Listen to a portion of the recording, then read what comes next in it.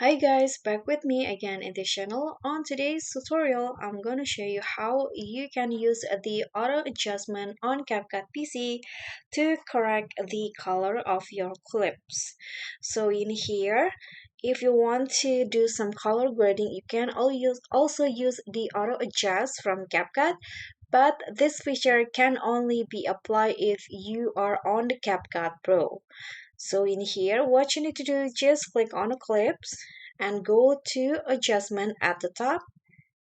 And here you'll find auto adjust.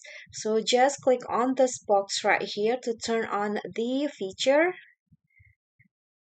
And you can just adjust the strength in here. I'm going to go with 100.